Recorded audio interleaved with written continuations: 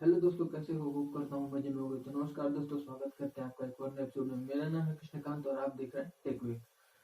तो आज हम बात करने वाले हैं प्रोसेसर के बारे में। और आज इस वीडियो में आप सभी को बताऊंगा प्रोसेसर के बारे में और कोशिश करूंगा कि आप सभी के सारे डाउट जो है प्रोसेसर को लेके वो खत्म हो जाएंगे। आइए बिना देरी किए जानते हैं कि प्रोसेसर क्या है। तो इसको इस तरह समझते हैं कि प्रोसेसर किसी भी डिजिटल डिवाइस का दिमाग होता है।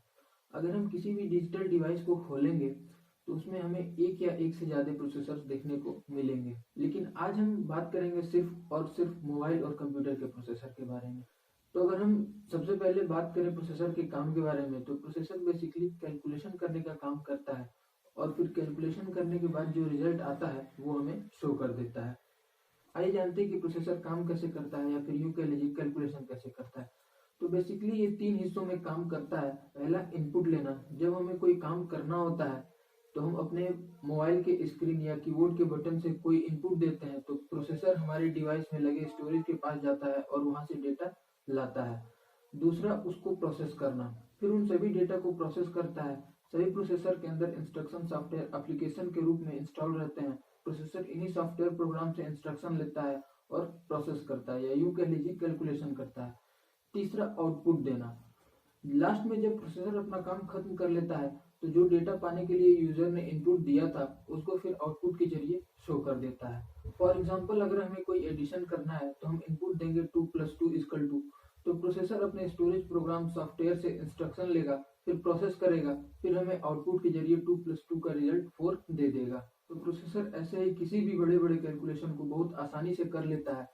लेकिन दोस्तों, ये बस न्यूमेरिक कैलकुलेशन ही नहीं करता, ये लॉजिकल कैलकुलेशन भी करता है। जैसे हम कोई फाइल खोलते हैं या कुछ लिखते हैं या फिर अपने कंप्यूटर या मोबाइल में कुछ सर्च करते हैं, तो ये उन सभी कामों का रिजल्ट हमारे सामने सेकेंडों में लाके रख देता है। अब ये काम कितना जल्दी पूरा करना है, ये प्रोसेसर के स्पीड पे डिपेंड करता है। प्रोसेसर जितना तेज होगा, जितना अच्छा होगा, ये प्रोसेस उतनी ही जल्दी होगा और हमें रिजल्ट भी जल्दी देखने को मिलेगा। अब बात आती है प्रोसेसर के कोर की। अक्सर हम ये सुनते हैं कि प्रोसेसर डुअल कोर का है, प्रोसेसर क्वाड कोर का है, प्रोसेसर ऑक्टा कोर का है। तो दोस्तों, ये कोर क्या होते हैं? आइए इसको कुछ इस तरह समझते हैं कि अगर किसी प्रोसेसर को दो हिस्सों में बांट दिया जाए तो वो डुअल कोर का प्रोसेसर बन जाएगा। अगर उसी को चार हिस्सों में बांट दिया जाए तो वो क्वाड कोर का प्रोसेसर बन जाएगा। अगर उसी को 8 हिस्सों में बांट दिया जाए तो वो ऑक्टा कोर का प्रोसेसर बन जाएगा। अगर इसको एग्जाम्पल में देखें तो कोर प्रोसेसर का दोस्त होता है। अगर अगर किसी 8 घंटे के काम को एक आदमी करेगा तो उसे 8 घंटे लगेंगे, लेकिन वही काम दो आदमी मिलकर करें तो वो काम 4 घंटे में ही हो जाएगा।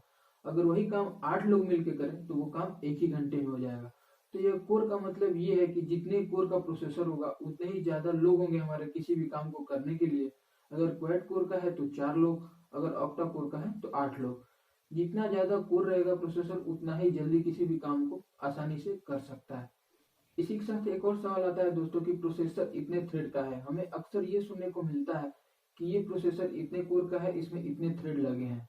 अब ये थ्रेड क्या होता है? तो दोस्तों, आजकल हम ढेर सारे काम एक साथ अपने पीसी या मोबाइल पे करते हैं, जिसे मल्टीटास्किंग भी कहते हैं। तो इन कंप्यूटर और मोबाइल में सैकड़ों अलग अलग प्रोसेस एक साथ चल रही होती हैं। हर एक प्रोसेस कई थ्रेड के रूप में काम करती हैं। एक प्रोसेसर एक साथ कई काम करता है। अगर हम कोई एक ब्राउजर ओपन करते हैं तो उसकी एक अलग फाइल ओपन होगी। साथ ही में हमें कुछ टाइप करना है तो उसकी एक अलग फाइल ओपन होगी। इसी वक्त हमें गाना सुनना है तो उसकी फाइल अलग ओपन होगी। इसी तरह ढेर सारे काम हम एक साथ करते रहते हैं।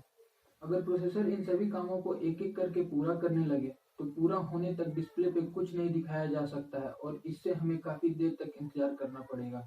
थ्रेड इन सभी कामों को एक साथ जोड़ने का काम करता है। थ्रेड की मदद से कई सारे काम एक साथ प्रोसेस किए जाते हैं। इस टेक्नोलॉजी में दो थ्रेड को एक ही साथ एक ही कोर में प्रोसेस किया जाता है, जिसे प्रोसेसर का एक फिजिकल कोर दो लॉजिकल कोर के जैसा काम करता है।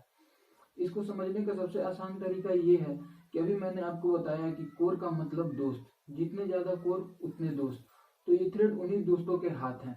अगर बोला जाए कि डुअल कोर का प्रोसेसर है जो 4 थ्रेड के साथ आता है, तो यहाँ इसका मतलब होगा डुअल कोर का मतलब दो दोस्त और 4 थ्रेड का मतलब उन दोस्तों के 4 हाथ।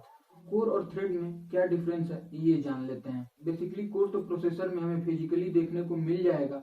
जिसमें 2 भाग हैं वो डुअल कोर का प्रोसेसर है, जिसमें 4 भाग हैं वो क्वाड कोर का प्रोसेसर है।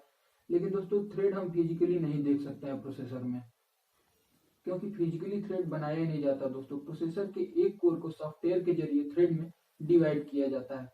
अभी फिलहाल इतना ही। आगे बताऊंगा तो वीडियो काफी लंबी हो जाएगी। अब इस वीडियो के सेकंड पार्ट में हम जानेंगे प्रोसेसर की क्लॉक स्पीड और नैनोमीटर टेक्नोलॉजी के बारे में पूरी जानकारी। होप करता हूँ आपको इस वीडियो से प्रोसेसर के बारे में काफी सारी नॉलेज मिली होगी। अगर वीडियो आपको पसंद आई तो वीडियो को लाइक करिएगा, और अभी तक चैनल को सब्सक्राइब नहीं किया तो जल्दी से सब्सक्राइब कर लीजिए और साथ ही में बेल आइकन को भी दबा लीजिएगा। मिलते हैं ऐसे किसी मजेदार वीडियो के साथ, तब तक के लिए जय हिंद।